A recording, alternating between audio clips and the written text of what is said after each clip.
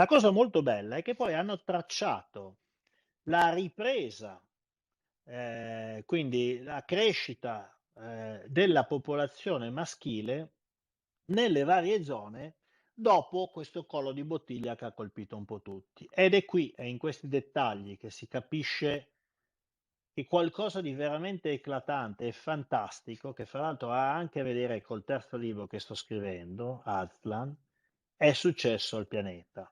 Ora, vi faccio notare alcune cose. Per esempio, vediamo, non so, possiamo prendere, prendiamo l'Europa.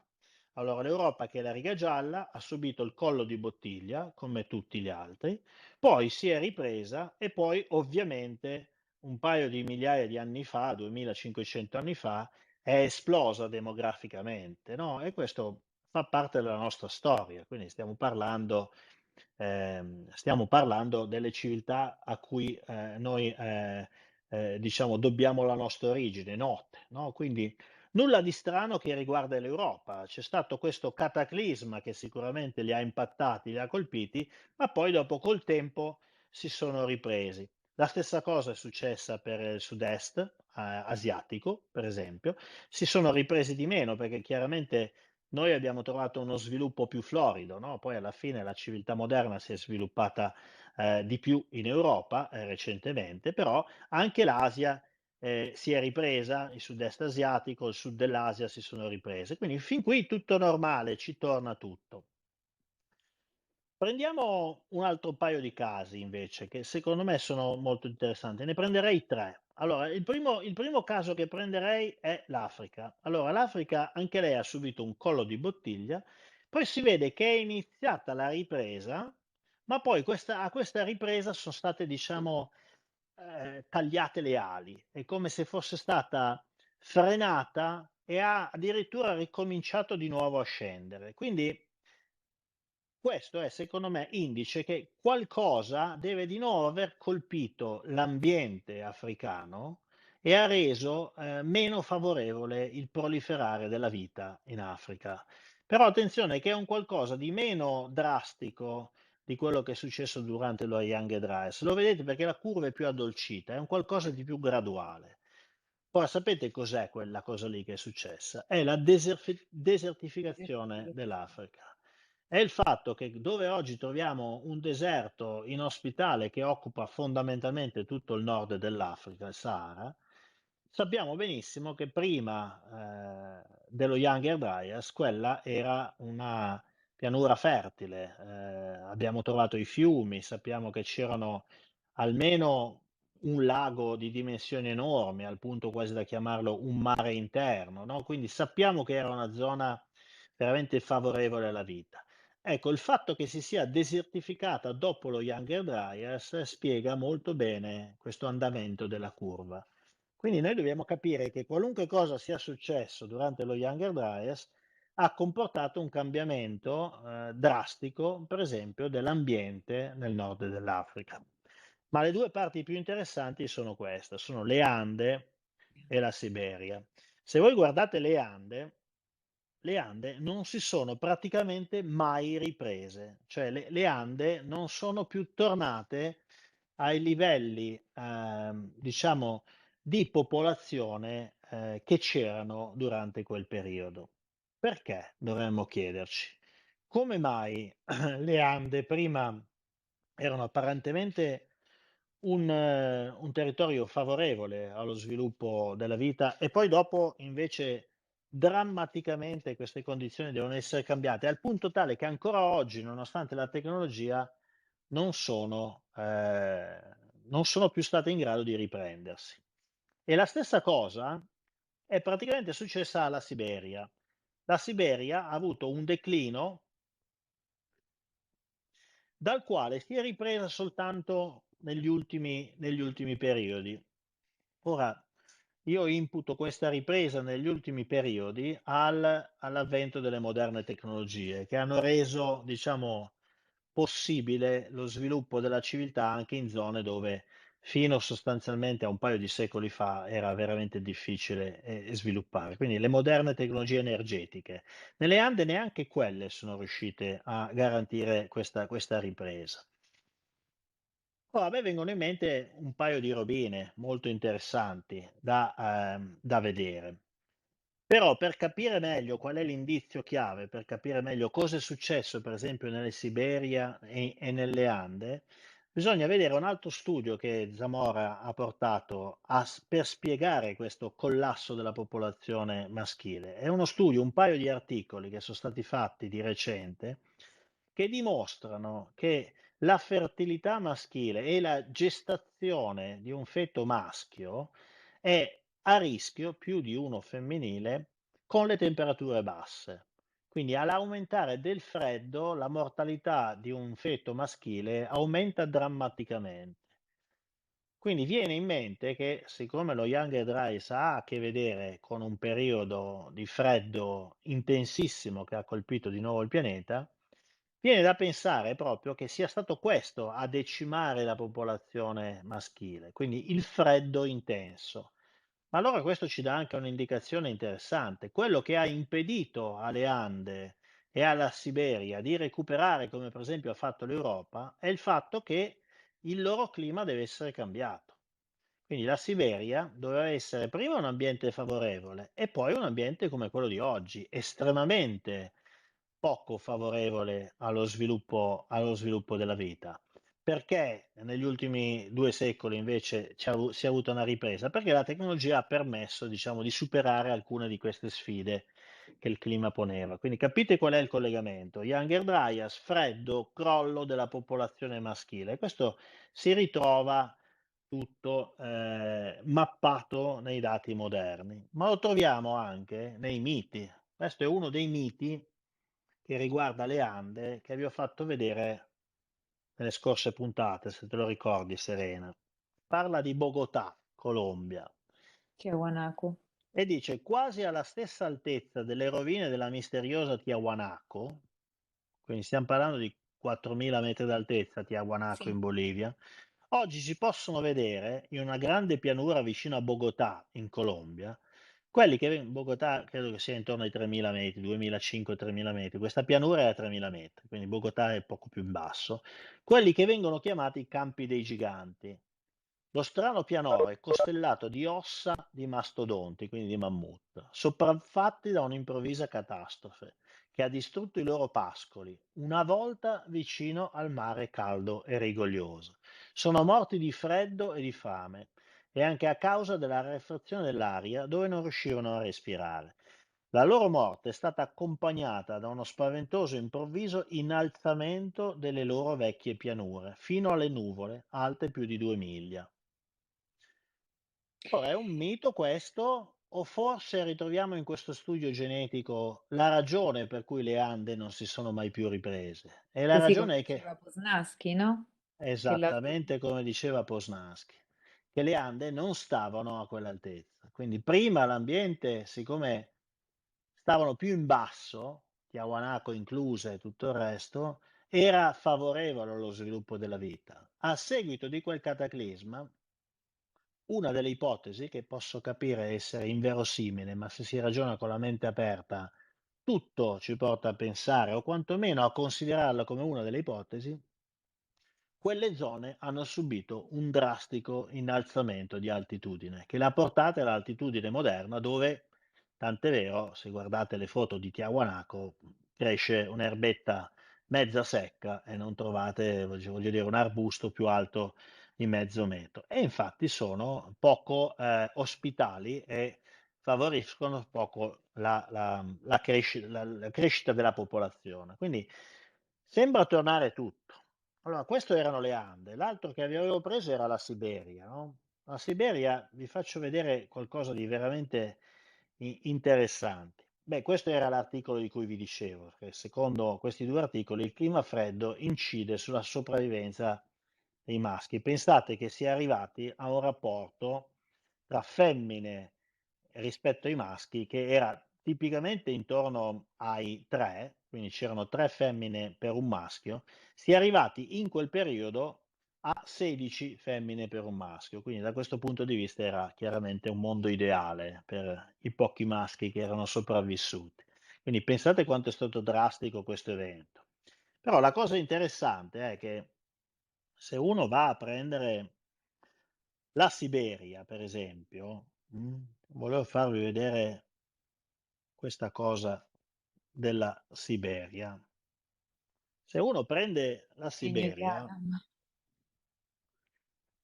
questa è una cartina del NOAA moderna della Siberia. Ora, la Siberia è tutta questa enorme zona che va dai confini europei fino a quelli, diciamo, dell'estremo est asiatico.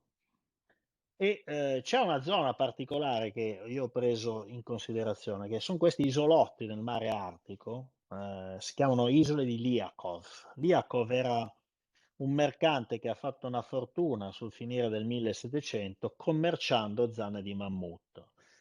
Perché si chiamano isole di Liakov? Perché da lì, da quelle isole, questo signore prendeva quantità inusitate di Di zanne di avorio. mammut, di avorio fresco, che commerciava in tutto il mondo. Ora, questa è una foto moderna che ho preso di queste isole, come sono oggi.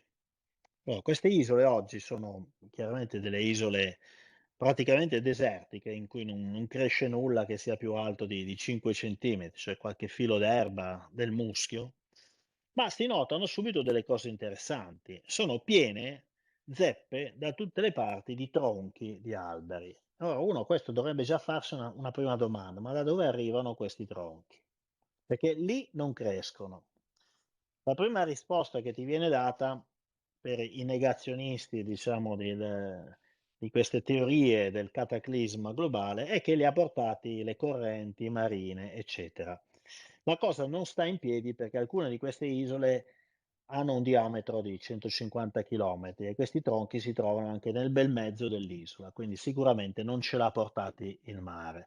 In realtà questi tronchi si trovano ovunque in tutta la Siberia, tant'è vero che costituiscono ancora oggi la prima fonte di legname da costruzione e di legname da bruciare della Siberia e gli abitanti della Siberia lo chiamano il legno di Adamo. Lo chiamano il legno di Adamo perché è un legno chiaramente preistorico, cioè è un legname che arriva da migliaia di anni prima, che è intrappolato nel permafrost e viene liberato periodicamente dalle piene dei fiumi, dagli smottamenti di terreno e poi ovviamente viene trascinato anche in mare e va a, come vedete, addirittura a intasare le spiagge del mare Artico del nord della Siberia. Ora, questo legname e questi alberi che una volta, diciamo, da qualche parte sono cresciuti per poi generare questo legname, sono stati trovati ancora nel permafrost della Siberia del nord. Quindi scavando nel permafrost si trovano questi alberi, diversi strati, sono stati trovati in alcune zone 23 strati sovrapposti di foreste, di alberi di alto fusto, ancora con le radici piantate nel terreno in Siberia, dove oggi non cresce neanche un filo d'erba. Ora, questo dovrebbe far squillare un altro enorme campanello d'allarme, no? Capisci? Com'è Se, possibile? se tu trovi un albero di alto fusto, ma non uno, avete visto quanti ne escono ancora fuori? Ripeto, sono fonte oggi inesauribile di combustibile e di legname da costruzione a distanza di migliaia di anni. Ora, inequivocabilmente dobbiamo accettare il fatto che quello che oggi è un terreno desertico, ghiacciato, inospitale in ogni modo, una volta era un paradiso vegetativo, al punto che era ricoperto di foreste. Nel mare Artico, al largo della Siberia settentrionale, ci sono delle isole, le isole di Liakov, ormai desolate, con una vegetazione di soli cespugli striminziti e alcuni resistenti muschi. Le regioni artiche della Terra erano originariamente ricoperte di lussureggianti foreste, i cui resti continuano a sconcertare i paleontologi, e ci credo. In alcuni casi sono stati scoperti i resti di più di 20 strati sovrapposti di differenti foreste. Gli alberi che una volta vi crescevano sono stati descritti come simili a quelli che crescono nelle attuali paludi di cipressi della Florida. Interessante anche questa cosa. Cioè, sono alberi che non solo erano di alto fusto, che chiaramente non crescono nel circolo polare artico, ma sono anche alberi che hanno chiaramente le caratteristiche di quelli che oggi troviamo in climi temperati. Guardate che le stesse cose, e ve l'ho riportate nei dei del diluvio, valgono per l'Alaska, dove sono state fatte tantissime trivellazioni petrolifere alla ricerca del petrolio, sono state trovate delle intere foreste sotterrate nel permafrost anche a parecchia profondità di fondamente di piante tropicali, quindi cose, robe tipo addirittura palme che son venute su, con le trivelle. Quindi questa cosa vale per la Siberia, ma vale anche per, diciamo, la parte americana della Siberia, ovvero l'Alaska. Quindi questo è un indice che ci dice la biologia, in questo caso la flora, non la fauna, che qualcosa di catastrofico è successo al clima della Siberia. Quindi quello che oggi è un deserto ghiacciato, una volta era una foresta rigogliosa, una foresta lussureggiante. Insomma, non è un cambiamento da poco, cioè equivale un po' al cambiamento del deserto del Sahara, che prima abbiam detto essere stato qualcosa di estremamente lussureggiante, no? Quindi quelle isole sono, diciamo, una delle testimonianze di qualcosa di eclatante che è successo. Ma se andiamo a vedere in quelle isole si trova anche dell'altro, come vi dicevo, si chiamano isole di Liakov perché Liakov era un commerciante di zanne di mammut. E ancora oggi queste isole sono fondamentalmente costituite da resti di mammut. Questa è una foto attuale che ho preso da Google Earth, per cui si vedono ancora oggi esposte le zanne di mammut. Sentite cosa ci dicono i racconti di fine 1700. Si dice che il suolo di Bear Island e Liakov Island, Nuova Siberia, sia composto da sabbia, ghiaccio e una tale quantità di mammut che le isole stesse paiono costituite da ossa e zanne. In una di queste isole, ci viene detto, vi è un lago con banchi emersi che si sfaldano in estate quando il sole scioglie il ghiaccio e rivelano cumuli di zanne, ossa di mammut, di rinoceronti e bufali. In altre parti delle isole ossa e zanne emergono dal terreno. Secondo un rapporto russo del governo russo del 1775, il suolo della prima di queste isole era quasi interamente composto da ossa fossili. Cioè, ci rendiamo conto di cosa stiamo dicendo? Stiamo dicendo che il mammut, quello che mangia 50, 500 kg diciamo, vegetazione fresca al giorno, era talmente numeroso in queste isole sperdute del mare Artico, dove oggi non cresce nulla, che le sue carcasse fondamentalmente mischiate alla sabbia costituiscono le isole stesse ancora oggi.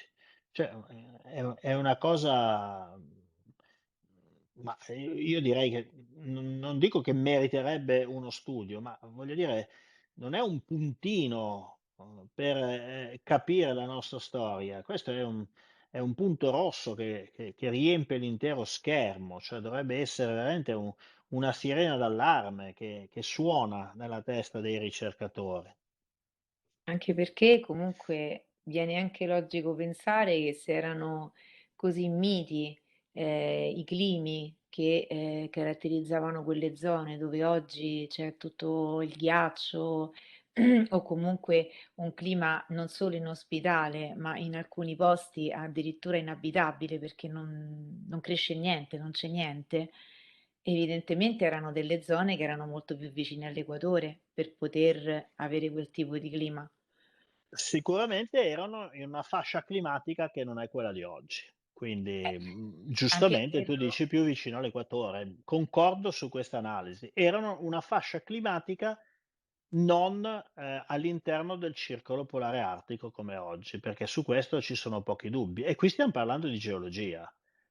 Ma, stai dicendo però una cosa che è drammatica, cioè quindi mi stai dicendo che quelle zone hanno cambiato latitudine, perché questo mi sì, stai dicendo, Serena. sì, E l'hanno esa cambiata anche di non poco, perché oggi sono sì. all'interno del circolo polare artico e prima ci crescevano le foreste e ci abitavano i mammut. Fra l'altro spezziamo una lancia Non lo su dico questa io, cosa. non lo dico io, lo dicono tutti questi reperti che sono stati trovati, Lo tutti dice la cioè, scienza lo dice. non Insomma non ci sono altre spiegazioni. O qualcuno ha caricato le navi di ossa di mammut prese chissà dove, le ha portate lì perché si è divertito, o evidentemente bisogna accettare quell'altra ipotesi, che quella che oggi è una terra inospidale all'interno del circolo polare artico o prossima al circolo polare artico, una volta era una fascia climatica quantomeno mite e temperata, anche perché spezziamo questa lancia, il mammut non era un animale diciamo adattato al clima rigido, non aveva nulla per essere adattato al clima rigido, cioè non cadiamo nell'errore di guardare l'era glaciale della Disney, ok? Il mammut non aveva nessuna delle caratteristiche fisiche, scusate, di un animale adattato al freddo. Possiamo dire che il mammut era una versione dell'elefante adattata a un clima, diciamo, più temperato, meno caldo, magari anche con qualche inverno rigido, ma non era assolutamente un animale che era in grado di sopravvivere a climi che presentano per 8 mesi all'anno temperature abbondantemente sotto lo zero, come la Siberia di oggi. Quindi non è possibile. Quindi ci sono delle evidenze che lì è successo qualcosa di geologicamente importante, al punto che c'è stata una traslazione delle latitudini di quella zona, e lo dimostra il grafico, diciamo, fatto sugli uomini, sul cromosoma Y, il collo di bottiglia che ha colpito gli uomini, perché E non si anche sono più un'altra ripresi. cosa. Anche Eh, un'altra cosa lo dovrebbe dimostrare, perché tu negli Dei del Diluvio parli anche del Iedoma, che era un limo particolare che si è andato a posare su questi cadaveri, su questi, diciamo, resti di mammut e megafauna, ed era un limo ricco di polveri, polveri particolari con delle particelle di, aiutami ti prego, non me lo ricordo, che però denunciavano appunto la possibilità che sia stata una catastrofe, quindi un Poi impatto, quello, un qualcosa. quello, quello delle Iodomas che descrivi tu è un mistero tutto irrisolto. Insomma, per farla breve, le Iodomas sono sostanzialmente sono diciamo come fossero delle colline Sì, ondulate, no? Ehm, io mi permetto di dire come se fossero delle onde del mare che son state congelate di colpo. La loro composizione è veramente molto particolare perché sono composte, come dici tu, da questa polveri fini, che non si capisce quali origini hanno. La prima ipotesi che viene da fare è che siano un'origine fluviale, ma è un'ipotesi che non sta in piedi. Ehm, Sono composte per il 95% da acqua, questo è veramente interessante, d'acqua molto salata, mh, fatevi conto che queste iedomas si estendono o si estendevano, perché adesso a causa del riscaldamento molte si sono sciolte, però ci sono ancora delle grandissime aree dove queste iedomas sono visibili e sono presenti, ma si estendevano una volta dall'Alaska fino ai confini europei della Siberia, quindi coprivano tutta questa fascia del nord che vi ho fatto vedere della piantina, nella piantina del NOAA. Quindi hanno una composizione molto particolare, perché hanno questo fine limo che non è terra, è veramente polvere e non si capisce da dove sia arrivata. La mia ipotesi è quella che, insomma, ho scritto, è che quella sia piovuta dal cielo. Quella è la ricaduta, diciamo, del bombardamento di Zontemok, che sappiamo benissimo provocare poi una pioggia di pulviscolo, addirittura al punto che questo pulviscolo oscura la luce del sole anche per anni, provocando inverni nucleari, ma poi dopo chiaramente ricade. Quindi questa pioggia di pulviscolo, ovviamente grandi inondazioni, inondazioni di che tipo? Beh, l'acqua è salata, quindi più che un'inondazione direi che è uno tsunami che è arrivato dal mare, no? Che ha sommerso tutte quelle aree. E poi però c'è anche l'altro lato, perché a un certo punto tutto è stato congelato, congelato insieme, quindi questo impasto fatto di acqua ricca di limo, di ossa, di alberi sradicati, eccetera, che noi oggi chiamiamo permafrost, a un certo punto è stato congelato. E qua trovo interessante la forma di queste iedomast, fatte a onde, proprio così. Secondo me questo è il segnale di un congelamento quasi istantaneo, talmente istantaneo che è come se uno congelasse di botto un torrente limaccioso in piena. Io non penso di essere molto distante da quella che poi dopo è la verità su quello che è successo veramente, anche se capisco che suona molto come un'assurdità, ma ci sono Ma dei perché dici fenomeni che è un'assurdità il fatto dello Younger Dryas? Perché uno è cresciuto con l'idea di Charles Darwin, dell'uniformitarismo, che non ci deve essere stato nulla, che è tutto lineare. Anche lui aveva dei sospetti, no? Come Wallace, che comunque c'erano delle cose che denunciavano un fatto catastrofico che ha colpito la Terra, o ce no? l'ho la Ricordo- frase, ce la devo avere, aspetta un C'era, attimo. mi ricordo che c'era questa loro Eccola qua. titubanza. Aspetta che non sto condividendo, vero? Aspetta un attimo perché l'ho trovata. Ce l'ho vicino a quella di, ovviamente, di Ibben, perché alla fine, anche se a distanza di qualche secolo, dicono tutti la stessa cosa. Quindi, ma quella di Darwin che menzioni tu è bella anche per un altro motivo, perché ti fa capire che, diciamo, stiamo parlando di una persona che comunque, diciamo, nel clima scientifico in cui è cresciuto, era comunque una persona dotata di mente aperta. Ora ti faccio vedere cosa diceva, tu lo sai perché se l'hai citata vuol dire che te la ricordi, ma la facciamo vedere a chi ci segue e non ha letto il libro. Questo diceva Charles Darwin.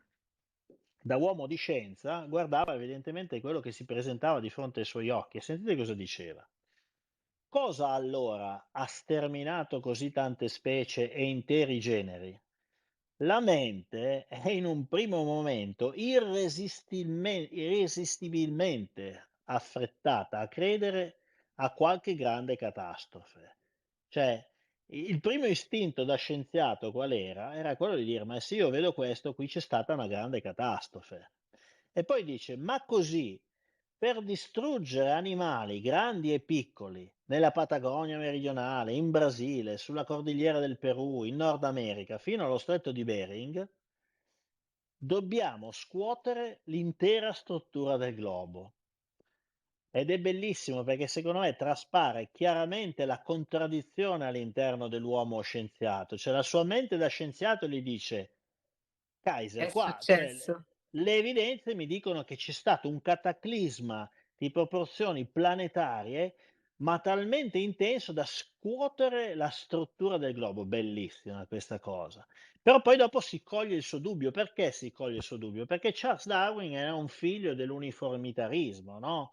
Cioè lui ha studiato alla scuola di Charles Lyell, quindi che è il padre dell'uniformitarismo, colui che dice che insomma eh, tutto quello che è successo nel passato è stato originato da eventi piccoli, goccia dopo goccia, un granello dopo l'altro, cioè non esistono i grandi cataclismi, non è possibile, no? È sempre un andamento uniforme, un po', se volete, che viene riflesso nella teoria dell'evoluzione darwiniana, no? Il gradualismo filetico di Darwin vuol dire, insomma, piano piano si ha l'evoluzione con tante specie intermedie. Peccato che bisogna considerare che se anche questo è corretto, perché io non trovo che sia scorretto, quello che è scorretto è pensare che sopra questo uniformitarismo non si possono incastrare degli eventi eccezionali catastrofici, cioè possono vivere tutte e due le cose. Normalmente l'ambiente si modifica in maniera graduale, uniformitaria, ma possono succedere degli eventi catastrofici e Darwin si è chiaramente trovato sotto gli occhi questo. Quindi da una parte era tirato dal suo dogma, del suo maestro uniformitario, e dall'altro era tirato dalla sua mente di scienziato che diceva, ah, oh, ma qua le cose non tornano. Quell'altro dei due, fra l'altro, Wallace, che hai menzionato anche tu, che se possibile era ancora più sveglio di Mm. Darwin, anche se ha avuto meno successo, ma io tutto dove leggo trovo Wallace che si interessava di tutto e sempre in maniera molto intelligente. Sentiamo cosa diceva. Viviamo in un mondo zoologicamente impoverito. Toh, guardalo un po', anche lui guardava alla biologia, no? Da cui tutti gli animali più grandi, feroci e più strani sono recentemente scomparsi. Eppure è sicuramente un fatto straordinario sul quale non ci si è soffermati a sufficienza, che questa improvvisa morte di molti grandi mammiferi non fu in un solo luogo, ma in oltre la metà della superficie terrestre del globo. Ci deve essere stata qualche causa fisica per questo grande cambiamento e deve essere stata una causa capace di agire quasi simultaneamente su ampie porzioni della superficie terrestre.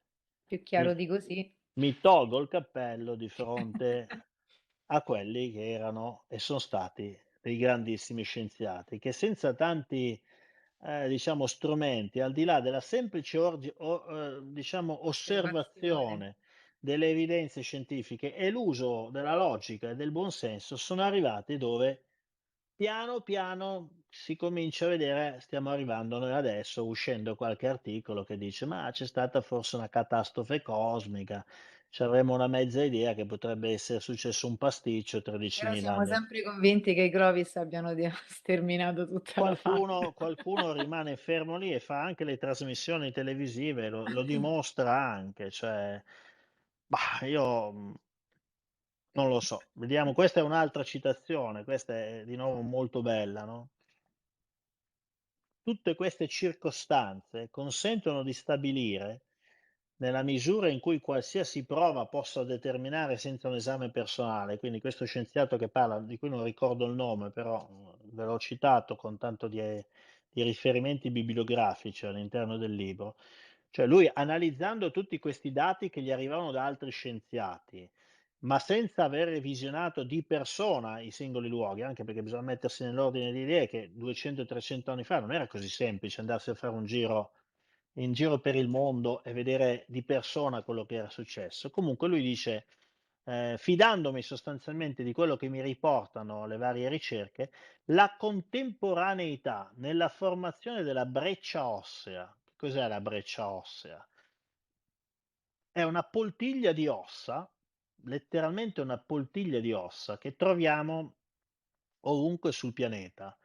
Per esempio, per i nostri amici siciliani che abitano a Palermo, tutta la piana di Palermo è fatta sostanzialmente di breccia ossea, cioè loro camminano sulla breccia ossea di fine Pleistocene, che si trova nelle fessure, nelle grotte di Gibilterra, della costa delle isole del Mediterraneo. Pensate, si trova nelle fessure, nelle crepe delle Alpi francesi, quindi questo vi fa anche capire dove è arrivata, diciamo, l'ondata di piena.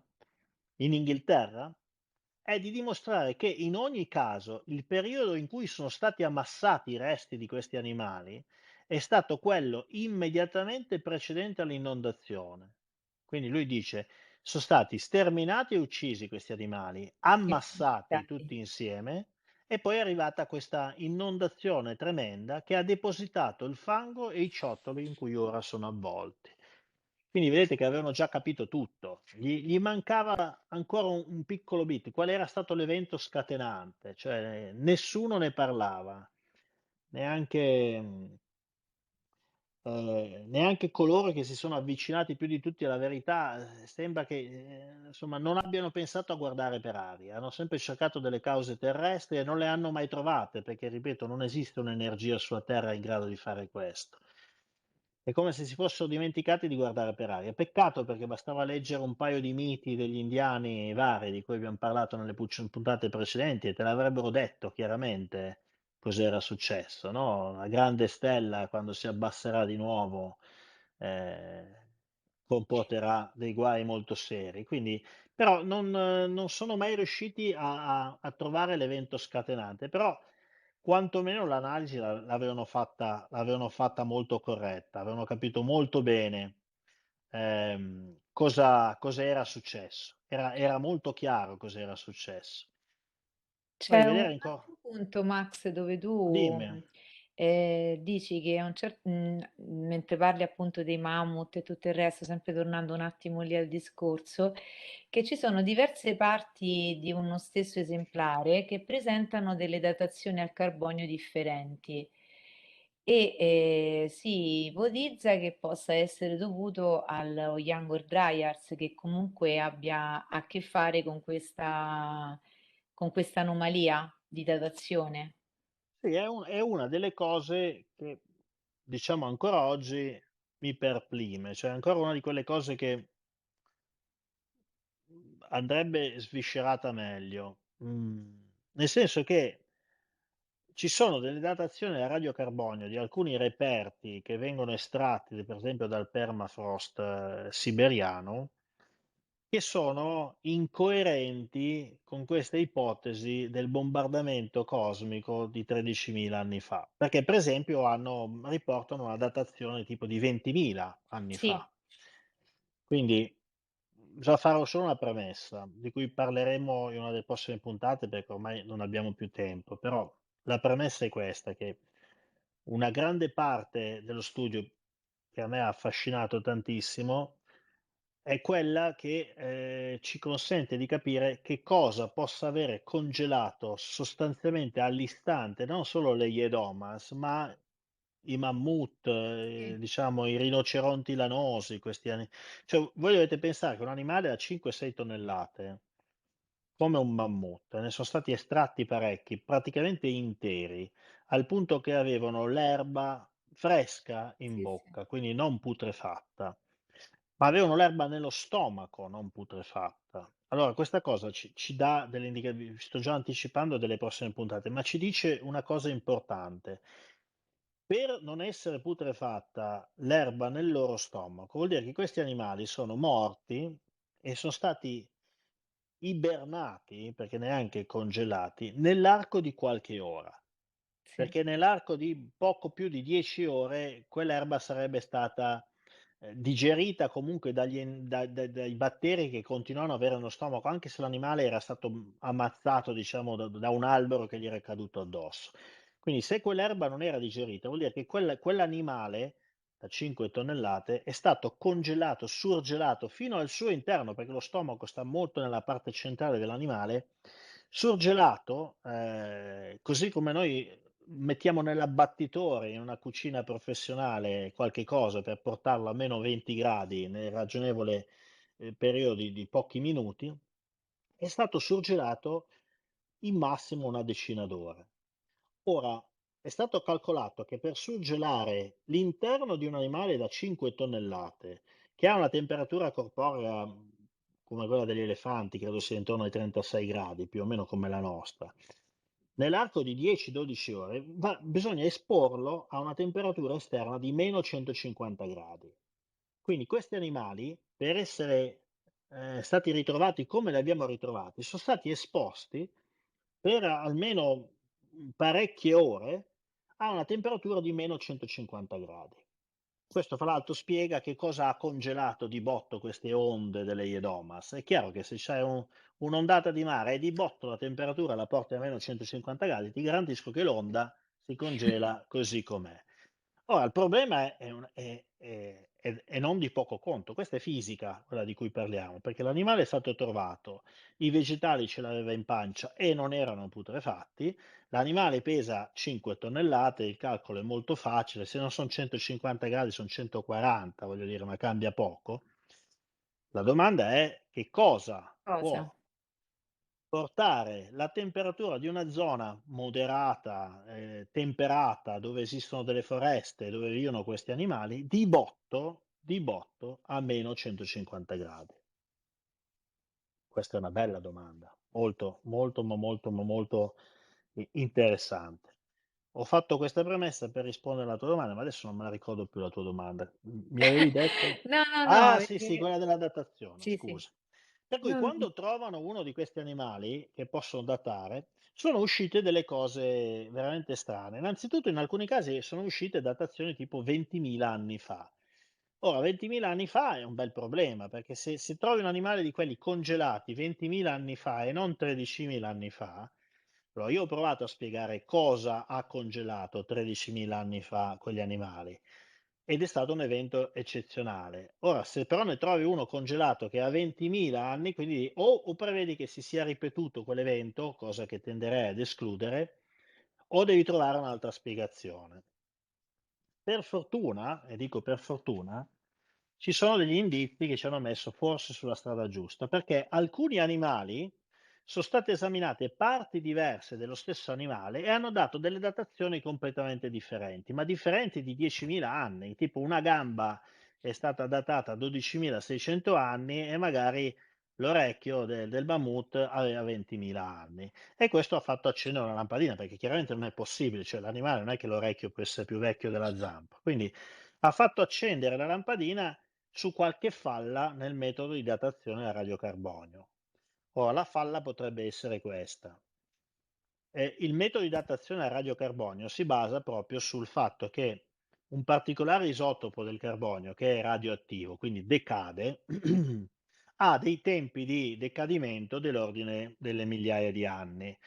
E quindi andando a esaminare il contenuto di radiocarbonio all'interno del, diciamo, reperto organico che viene trovato, siccome quel radiocarbonio entra nel circolo dell'animale soltanto quando è vivo, perché sostanzialmente o lo respira, o lo mangia, eccetera, quando muore non ne accumula più. Quindi andando a vedere quanto ce n'era ancora, sapendo qual è il suo tempo di decadimento, si stima qual è la sua età alla radiocarbonio. Il problema è però che uno deve sapere qual era il dato di partenza, cioè quanto ne aveva di quel radiocarbonio all'inizio. Per quello che si parla di calibrazione della datazione a radiocarbonio, perché la quantità di radiocarbonio nell'ambiente non è sempre costante, dipende da tante variabili. Qual è il problema? Il problema è che negli ultimi 10.000 anni abbiamo un'idea di qual è stato l'andamento di questa diffusione ambientale del radiocarbonio, quindi secondo me riusciamo a fare bene questa calibrazione. Mentre prima di 13.000 anni fa, secondo me, non abbiamo una buona idea di quale che fosse la percentuale di radiocarbonio, di quell'isotopo di carbonio che ci permette di fare la datazione. Quindi il metodo di datazione probabilmente ha una falla per tutto quello che precede lo Younger Dryas. Altra spiegazione possibile è che lo Younger Dryas stesso, per quello che è successo, insomma, stiamo parlando di un bombardamento cosmico, abbia incasinato non poco i valori di questi isotopi di carbonio presenti e per cui questo porta sicuramente a queste discrepanze all'interno addirittura dello stesso animale. Quindi nella sostanza la datazione a radiocarbonio va presa molto con le pinze quando cominciamo ad arrivare in prossimità dello Younger Dryas e prima.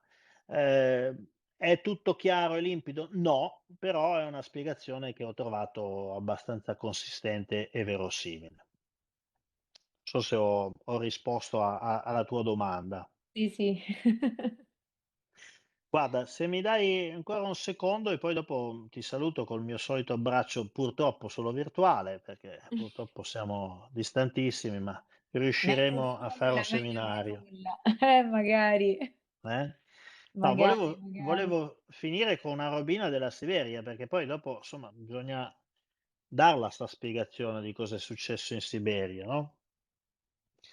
Ehm, questo è un testo che quando l'ho letto ho detto: "Ma guarda un po' che fantasia che c'avevano 150, 200 anni fa". Più a nord ci addentriamo e in maggiore abbondanza si trovano vestigia di elefanti, chiaramente per elefanti intendevano mammut, tartarughe, coccodrilli e altre bestie e rettili tropicali. Qui è interessante, più a nord andiamo e più ce ne sono. Cioè, Quindi più fa caldo. dovrebbe essere al contrario, cioè più a sud vai e più ne trovi, no? Cioè più ti avvicini all'Europa temperata e più, diciamo, dovresti trovare questi animali che vivevano in un ambiente che doveva essere rigoglioso.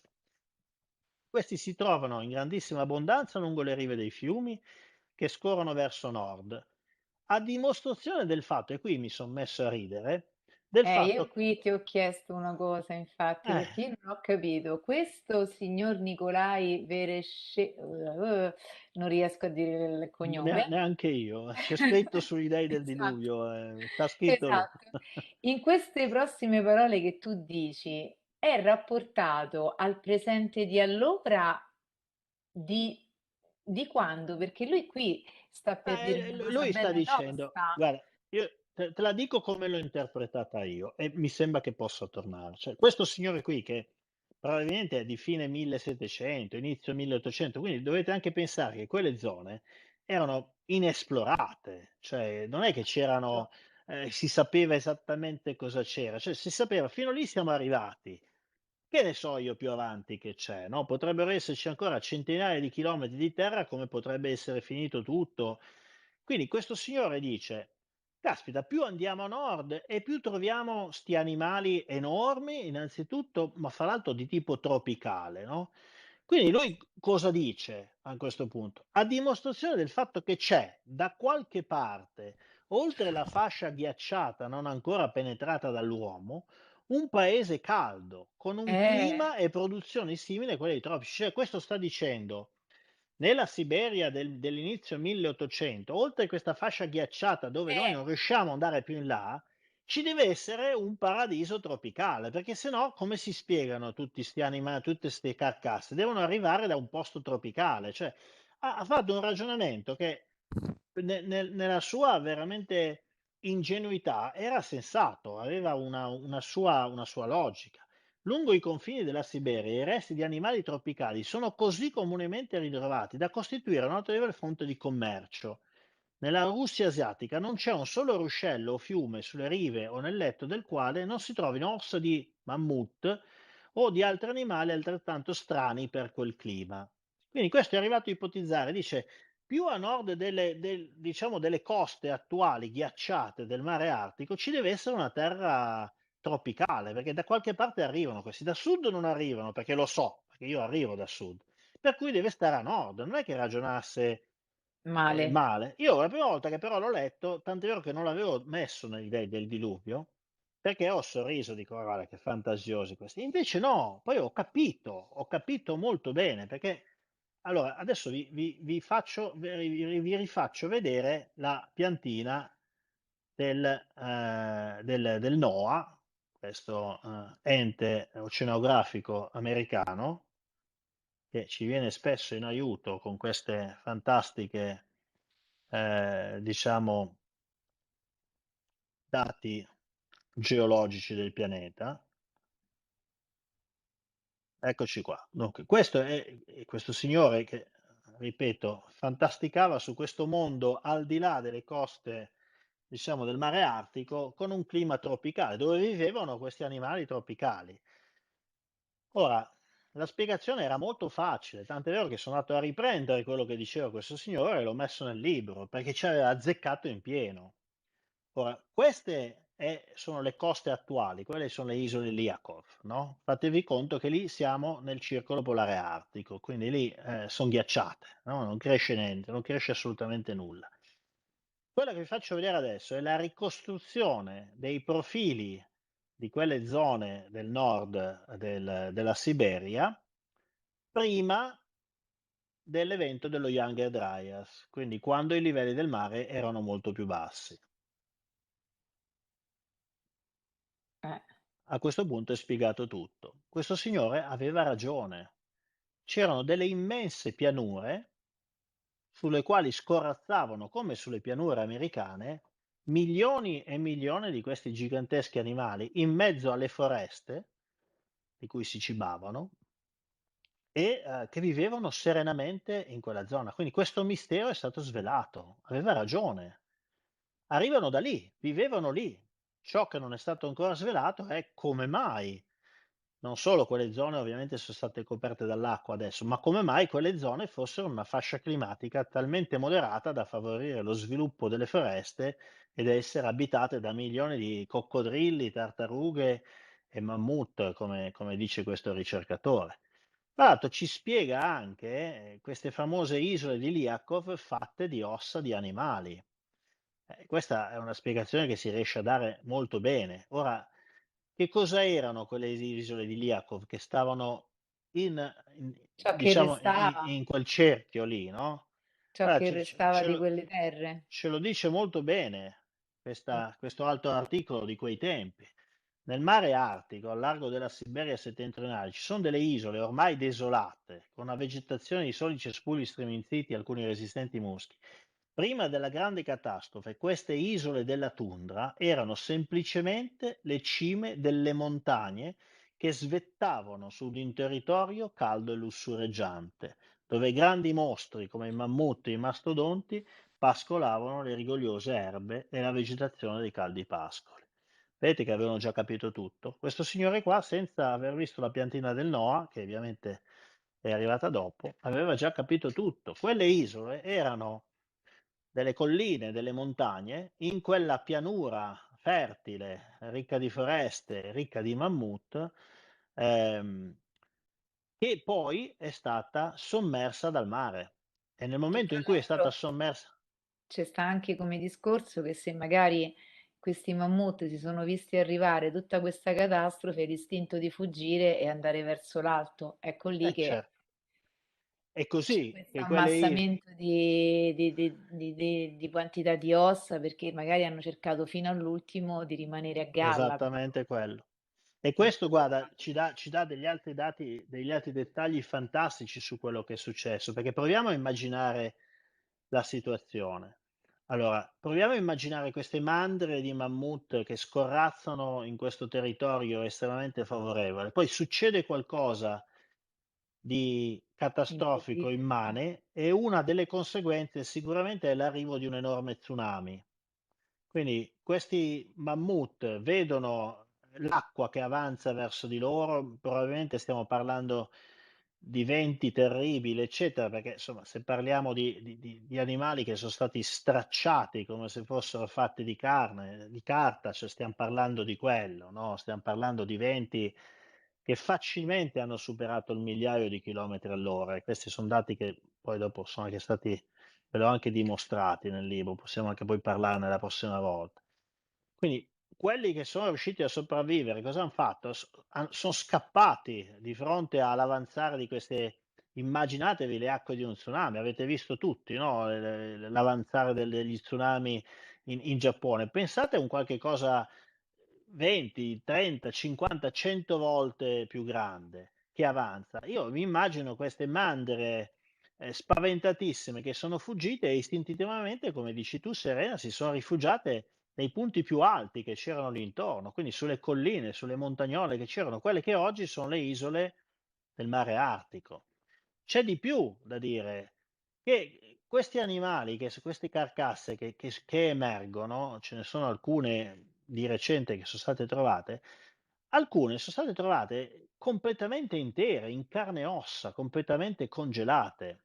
Quindi io mi immagino queste enormi mandrie di mammut che piano piano salgono sempre più sulla cima della collina, quindi si ammassano sempre di più, a migliaia, a milioni addirittura, ma non rimangono lì settimane o mesi, perché sarebbero deperite e morte di fame, no? Invece poi succede ancora qualche cosa di drammatico che praticamente gli dà il colpo finale e le congela, surgela di fatto la situazione così come era, al punto che noi oggi abbiamo ritrovato alcuni di quegli animali in carne ed ossa, in perfetto, fra virgolette, stato di salute, proprio perché sono morti all'istante per un qualche cosa di terribile che li ha congelati all'istante. Quindi se uno mette insieme tutti questi dati che riguardano i mammut, riguardano la flora, eccetera, guardate quante deduzioni fa su quello che è successo al pianeta.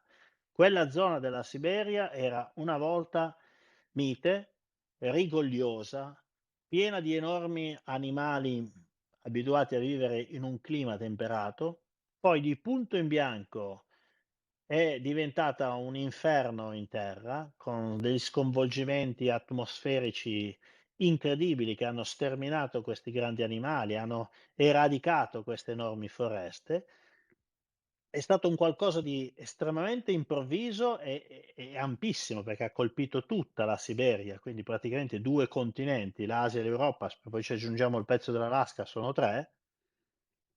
È stata Sì. istantanea, pressoché istantanea, ricordiamo il discorso del congelamento dei mammut nell'arco di una dozzina di ore, ma ce n'è ancora un dato da aggiungere, che quei mammut sono stati congelati velocemente e sono rimasti congelati per 12.000 Eh anni, perché sì, sono arrivati congelati fino a noi. Quindi vuol dire che quel cambiamento ha indotto qualcosa di permanente, quindi non è che è una zona che era temperata, ha avuto un episodio incredibile in cui si è messo a nevicare e quindi ha fatto un freddo tremendo, però poi è passato e è ritornato al clima di prima. No, quel cambiamento è stato permanente. E quindi questo fa sospettare pesantemente quello che dicevi tu, che quelle zone prima erano più vicine a latitudini più basse, quindi più vicine all'equatore, quindi con un clima temperato, moderato, e di botto si siano trovate a essere all'interno di quello che è l'attuale circolo polare artico. Ma questa non è una cosa da poco. Stiamo parlando di un cambiamento geologico planetario inimmaginabile.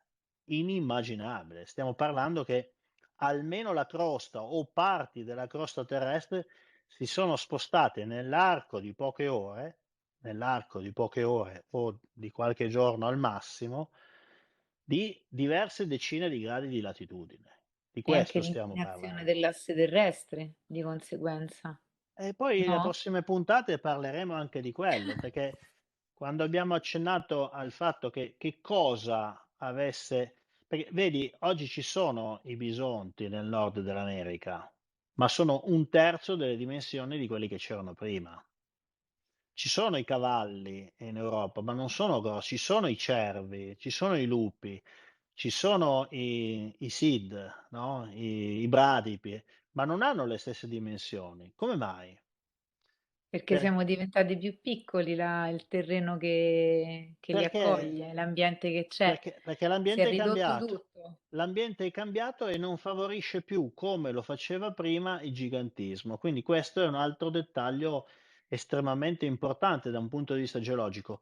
Che cosa può aver provocato un cambiamento, diciamo, dell'ambiente così sfavorevole da generare la fine di questo gigantismo? O se vuoi al contrario, cosa era prima così favorevole da favorire il gigantismo? Ma ne parliamo la prossima volta, però è un altro di quei piccoli dati che, diciamo, guardando di nuovo la storia della megafauna o della flora di quel periodo, si riesce a dedurre su quello che invece è successo a livello planetario. È l'approccio multidisciplinare, quello che, vi ripeto, mi piace sempre molto usare nelle mie letture, perché poi quello che faccio io, come vedete, sono sempre letture di quello che già sta scritto da qualche parte. Poi dopo magari lo riesco a mettere insieme, però sono letture di quanto sta già scritto. Spero che insomma piacerà ai nostri followers, Serena.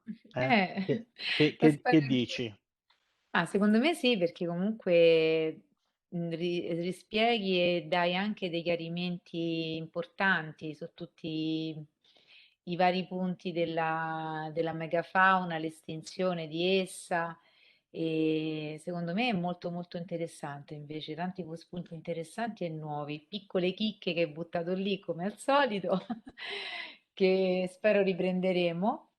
E poi è importante perché comunque si dà una visione diversa da quello che realmente potrebbe essere accaduto, come dici tu, sotto un profilo multidisciplinare, perché comunque quello è, e poi bisogna cercare di tirare fuori una spiegazione plausibile e questa Eh, potrebbe essere molto valida rispetto ai Clovis che si sono mangiati tutto, insomma. quello uno ci prova. Io, come dico sempre, io vi condivido le informazioni che ho trovato e poi vi condivido quella che è l'ipotesi che ho fatto io, ma fate voi la vostra. Una cosa però l'abbiamo capita, non sono stati i Clovis, questa l'abbiamo capita senz'altro. Cioè, il No. mito, quello l'abbiamo sfatato in tutti i modi possibili. Poi dopo, insomma, meteoriti, non meteoriti, scivolamento della crosta, non scivolamento della crosta, ognuno trarrà le proprie conclusioni, no? Se le Ande si sono effettivamente alzate e magari qualche altro luogo della terra si è improvvisamente inabissato, questo avremo modo di parlarne nei prossimi libri, però tanto come sempre dico io, tutti gli indizi portano casualmente in una certa direzione e voi sapete molto bene che al terzo indizio per me si Sì, tratta di una prova. Qui cominciamo a averne un po' di più di 3, per cui insomma tutto è smontabile, però c'è una ragionevole, diciamo, idea che forse qualcosa di verosimile l'abbiamo tirato fuori dalla nostra storia misteriosa, che è molto diversa da quella accademica, non c'è niente da fare, perché di tutto quello che abbiam raccontato stasera beh, no, non è vero, insomma, i dati che abbiam dato stasera si trovano sui libri, perché io li ho trovati sui libri, ma diciamo del filo logico che abbiamo ricostruito insieme non trovate assolutamente nulla sui libri accademici. Nulla ricostruisce la nostra storia in questa maniera. E infatti le ricostruzioni accademiche della storia fanno acqua da tutte le parti, perché considerano solo quei pezzetti che combaciano con la loro storia, ma nel momento in cui applicano un approccio multidisciplinare crollano miseramente perché non stanno in piedi. E vabbè, vero, insomma, vuol dire che verissimo. abbiamo ancora tempo di fare un po' di puntate e farci le nostre chiacchierate, con la speranza che, insomma, la prossima puntata che faremo, Vanessa abbia risolto i Eh problemi sì, con il suo papà e e Filippo abbia Filippo abbia risolto i problemi col sistemato. suo wifi. Sì, mannaggia. Serena, un grande abbraccio, ti ringrazio sempre A per te Max. l'entusiasmo Eh, e ci ma vediamo con alla te è prossima puntata. facile, sei un grande trascinatore, guarda. Va bene, ti ringrazio, ti ringrazio. Ok, Grazie della compagnia. Ciao, buona grazie a serata. te, buona serata, ciao, ciao ciao.